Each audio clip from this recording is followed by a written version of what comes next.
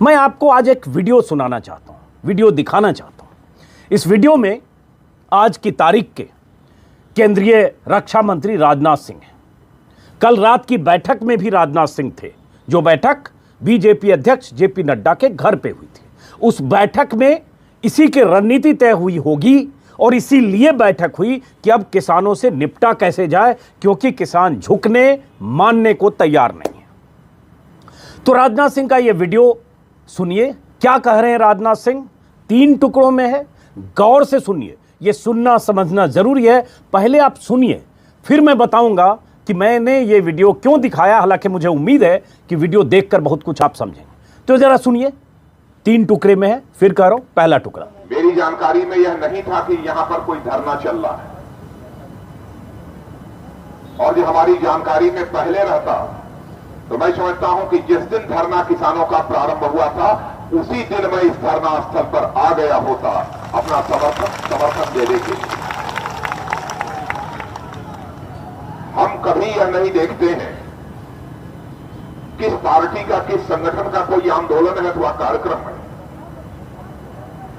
हमारी नजर यदि देखती है तो केवल देखती है जहां पर भी से हिंदुस्तान में किसान बैठा होगा तो यह नहीं देखना चाहिए कि वह कहां है, किस संगठन से जुड़ा है, किस पार्टी से जुड़ा हुआ है। सदैव उस स्थान पर राजनाथ सिंह हाजिर होने की कोशिश करते हैं। क्या कहा राजनाथ सिंह ने? राजनाथ सिंह ने कहा, सुना आपने, वो कह रहे थे कि हम कभी नहीं देखते कि किस पार्टी का संगठन, किस पार्टी से जुड़े किसान आंदोलन कर रहे हैं।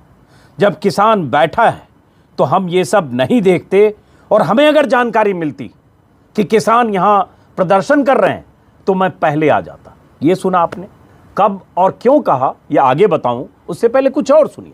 एक छोटा सा टुकड़ा उनके भाषण का और सुनिए। एक तरफ आप लोगों के बीच मौजूद होकर मुझे खुशी की अनुभूति हो रही है, लेकिन वहीं दूसरी तरफ खुले आसमान के नीचे 3 दिनों से आपको धरना देना पड़ रहा है। यह बेहद तकलीफ की बात है।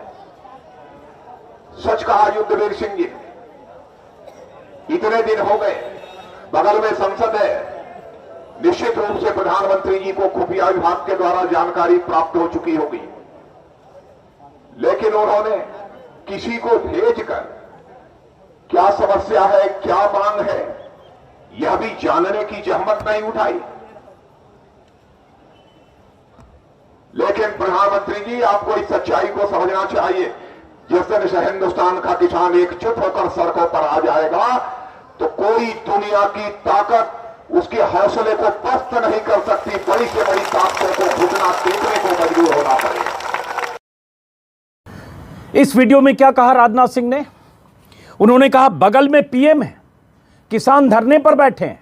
पीएम को भी पता चल रहा होगा कि किसान धरने पर बैठे हैं, लेकिन किसी को भेजकर किसानों की समस्या समझने की जहमत नहीं उठाई। जिस दिन किसान एकजुट होगा कोई ताकत इनके हौसले को रोक नहीं पाएगी। यह कहा राजनाथ सिंह ने। यह दूसरा भाषण का टुकड़ा, उसी भाषण का दूसरा टुकड़ा। एक तीसरा टुकड़ा फिर सुनिए, फिर बताता हूं कब कहा, क्यों कहा, और आज राजनाथ सिंह कहां है, फिर सुनिए। इस देश की सबसे बड़ी जनसंख्या यदि है तो किसानों की है, सबसे बड़ी जनसंख्या। और किसी एक पेशे में लगे हुए लोगों की शक्ति के बारे में किसी को यदि तुलना करनी है तो मैं कह सकता हूं कि हिंदुस्तान में केवल कृषि क्षेत्र में, कृषि पेशे में लगी हुई जो जनसंख्या है वही हिंदुस्तान की सबसे बड़ी जनशक्ति है। और उस जनशक्ति को कभी चुनौती देने की कोशिश बड़े से बड़े सत्ताधारी दल को नहीं करनी चाहिए। सबसे बड़ी वही जनशक्ति है। और जिन मांगों को लेकर आप बैठे हैं उसकी हमको जानकारी है, और उस पर भी राकेश जी और हमारे युद्धवीर जी, यह सब सारे लोग तो आपके बीच चर्चा कर रहे हैं, सही तरीके से सारे पक्ष को आपके सामने वह रख रहे हैं। और मैं सचमुच आप लोगों को बधाई देना चाहता हूं, राकेश टिकैत जी और आपको भी लाखोवाल जी, और हम अपने युद्धवीर सिंह जी, यह पूरी टीम को मैं बधाई देना चाहता हूं। चाहे जो भी हो, लेकिन आप बराबर किसानों के उद्देश्य को लेकर, किसानों के सवाल को लेकर जो जूझते रहते हैं, तो मैं आपका जितना भी अभिनंदन करूं वह कम है, मैं ऐसा मानता हूं।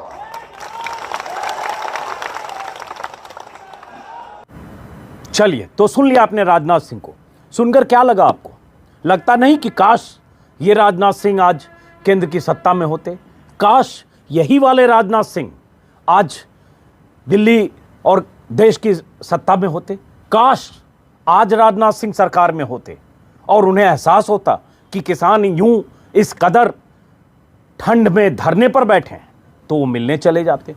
काश राजनाथ सिंह की पार्टी की सरकार होती तो राजनाथ सिंह प्रधानमंत्री को भी बताते। काश राजनाथ सिंह आज सरकार में होते। लेकिन राजनाथ सिंह ने यह बयान तब दिया था, यह भाषण तब दिया था जब राजनाथ सिंह और उनकी पार्टी विपक्ष में थी। ये राजनाथ सिंह का यह भाषण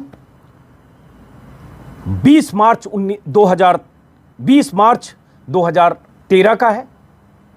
2014 में बीजेपी सत्ता में आई।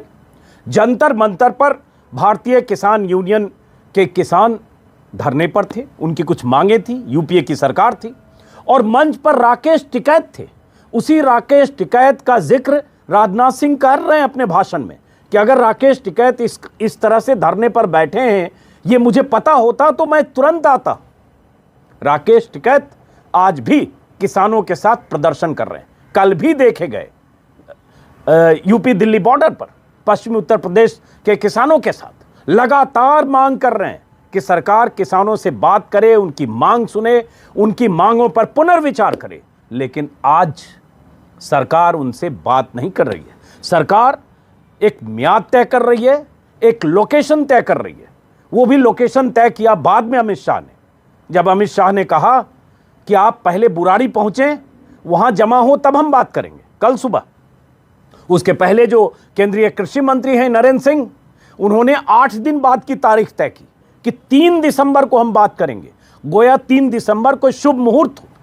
किसी महामंडलेश्वर पंडित ज्योतिषी ने एक तारीख तय की कि 3 दिसंबर को हम बात करेंगे।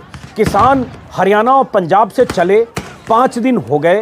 रास्ते में हरियाणा सरकार ने गड्ढे खोदे, रास्ते में वो सड़क पार न कर सकें, ट्रैक्टर या अपने वाहन से ना आ सके, इसलिए जगह जगह रोकने की जितनी कोशिश हो सकती है वैसी कोशिशें की, जैसे दुश्मन देश की सेना सरहद पार कर दी। और अपनी सरहदों की हिफाजत के लिए हरियाणा सरकार ने पूरी ताकत झोंकी और इसकी तस्वीरें बहुत वायरल हुई। आपने बहुत सारी तस्वीरें, वीडियो आपने देखे होंगे। पूरी कोशिश मनोहर लाल खट्टर सरकार की थी और बीजेपी सरकार की कि किसान डर जाए उनके ताकत के सामने, पुलिस या चोर आजमाइश के सामने किसान झुक जाए और किसान दिल्ली की तरफ न बढ़े। लेकिन किसान इस बार झुकने और मानने को तैयार नहीं थे, वो आगे बढ़ते रहे। पुलिस बीच में वाटर कैनन से पुलिस ने ठंड में, इस ठंड में जब आप गर्म पानी के बगैर शायद नहाते भी नहीं होंगे, उस ठंड में किसानों पर सैकड़ों गैलन पानी फेंका गया और बहुत पुलिस ने रोकने की जितनी कोशिशें कर सकती थी पुलिस सब ने किया। लेकिन किसान इस बार तय करके आए हैं कि वो अपनी बात सरकार तक पहुंचाएंगे, धरना देंगे। कहा कल किसान नेताओं ने कि उनके पास 4 महीने का राशन है और वो दिल्ली के आसपास पहुंच चुके हैं, दिल्ली जाम कर देंगे। वो कह रहे हैं उन्हें दिल्ली में कहीं धरना देने की जगह दो। जहां राजनाथ सिंह भाषण दे रहे थे तब किसान 2013 में जंतर मंतर पर धरना दे रहे थे। जंतर मंतर पर धरने की जगह मुकर्रर है और उसी मंच से, उस धरने वाले मंच से जहां किसान कई दिनों से बैठे थे, जिसका जिक्र राजनाथ सिंह ने अपने इस वीडियो में किया, वहां जाकर राजनाथ सिंह जैसे नेता, बड़े नेता, दिग्गज नेता बीजेपी के भाषण दे रहे थे। तब राजनाथ सिंह बीजेपी के अध्यक्ष थे, राष्ट्रीय अध्यक्ष। वो भाषण दे रहे थे उस मंच से, किसानों के मंच से। और आज किसान दिल्ली चल रहे हैं या दिल्ली आना चाह रहे हैं, सरकार से बात करना चाह रहे हैं। सरकार म्याद तय कर रही है 8 दिन बाद, वो भी प्रदर्शन धरने के शुरू होने और 4 दिन 3 दिन की तनातनी के बाद। किसानों का कहना है कि 2 महीने पहले उन्होंने ऐलान किया दिल्ली चलो। 2 महीने से सरकार ने कोशिश क्यों नहीं की? 2 महीने से मोदी सरकार ने क्यों नहीं किसान के प्रति, हालांकि कृषि मंत्री का कहना है 3 राउंड बात हुई, अधिकारियों के स्तर पर बात हुई। किसानों का कहना है कि आप न सिर्फ बात करें बल्कि उनकी मांग सुने। कितनी दूर है दिल्ली से Tikri border, Sindhu border, Loni border, जहां जहां किसान है, कितनी दूर है? चंद किलोमीटर।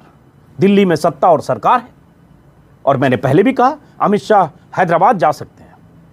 यहां से हैदराबाद नगर निगम चुनाव में चुनाव प्रचार के लिए मोदी देश के अलग अलग हिस्सों में जा सकते हैं। आज देव दीपावली के कार्यक्रम में दीपोत्सव के लिए काशी जा सकते हैं, लेकिन चंद किलोमीटर दूर किसानों से बात करने दिल्ली की सरकार के नुमाइंदे, केंद्रीय सरकार के नुमाइंदे, कृषि मंत्री नहीं जा सकते। वो 9 दिन बाद, 8 दिन बाद का वक्त तय करते हैं। तो सवाल है कि किसानों की मांग कितनी जायज है, नाजायज है, क्या सही है, क्या गलत है, ये बाद की बात है। पहले तो उनसे बात की जानी चाहिए, उनके सवालों को सुनना चाहिए। और किसानों के बहुत सारे सवाल वाजिब सवाल है। वाजिब सवाल में एमएसपी का सवाल वाजिब सवाल है। एमएसपी की गारंटी चाहते हैं वो, सरकार क्यों नहीं कहती है? सरकार तमाम तरह की बयानबाजियां कर रही है, और जब किसान की मोर्चेबंदी लगा कि मोर्चेबंदी सरकार के लिए या दिल्ली के लिए मुसीबत का सबब बन सकती है, तब न सिर्फ तारीख तय होती है बल्कि उन्हें बुरारी जाने को कहा जाता है। और जब वो बुरारी जाने से इनकार करते हैं, तब तमाम तरह की बातें कहते हुए प्रधानमंत्री मोदी का मन की बात प्रसारित होता है। उस मन की बात में प्रधानमंत्री मोदी कहते हैं कि किसान अफवाहों के दायरे में किसान ना आए, अफवाहों से बचें, और ये कानून किसानों के हित में है। अगर प्रधानमंत्री मोदी ये कह ही देते हैं कि ये कानून किसानों के हित में है, वही नवभारत टाइम्स ने आज छापा है, मोदी बोले अफवाहों से दूर रहे, शाह की बात नहीं माने किसान, अफवाहों से दूर रहें। अगर प्रधानमंत्री मोदी पहले ही कह देते हैं कि अफवाह है, किसान दूर रहें, और ये जो कानून है किसानों के हित में है, और उसके बाद उसके फायदे मन की बात में कल मोदी ने गिना दिए, तो सरकार की मंशा तो क्लियर है कि सरकार इस पर न कोई पुनर्विचार करना चाहती है, न सुनना चाहती है, न किसान और किसान के नुमाइंदे, किसान प्रतिनिधि और सरकार की मुलाकात से कोई निष्कर्ष निकलने वाला है। तो यही नाराजगी किसानों की है, और यही कल मोदी ने कहा, नए कानूनों से किसानों की समस्याएं होंगी दूर। एक तरफ आप कह रहे हैं हम बात करेंगे, आपकी समस्याओं को सुनेंगे, किसान उग्र होकर दिल्ली की तरफ प्रस्थान कर चुके, क्योंकि कई महीनों से उनसे बात की कोई वैसी संभावना उन्हें नहीं दिखी। दूसरी तरफ प्रधानमंत्री ये कह देते हैं कि ये कानून कितना फायदेमंद है। तीसरी तरफ उन्हें कहा जाता है 3 दिसंबर को मिलो। एक गृह मंत्री कह देते हैं कि पहले बुराड़ी पहुंचो फिर बात करेंगे, जिस दिन पहुंचो अगले दिन बात करेंगे। केंद्रीय गृह सचिव अजय भल्ला की तरफ से 31 किसान संगठनों को चिट्ठी लिख दी जाती है कि आपसे हम बात करने को तैयार हैं, लेकिन आप तयशुदा जगह पर पहले पहुंचे फिर अगले दिन बात करेंगे। सारी शर्तें लगाकर आपके पास बात करने की फुर्सत नहीं है, आप जा नहीं सकते वहां, आप जाना नहीं चाहते। तो राजनाथ सिंह क्या कह रहे थे, कैसे कह रहे थे कि जहां किसान बैठा होगा वहां मैं जाऊंगा? वो कौन सी पार्टी थी? क्योंकि तब बीजेपी विपक्ष में थी। जब विपक्ष में होती है बीजेपी तो उसकी भाषा, उसकी शैली यही होती है, और जब सरकार में आती है तो उसका तरीका क्या हो सकता है आप देख रहे हैं।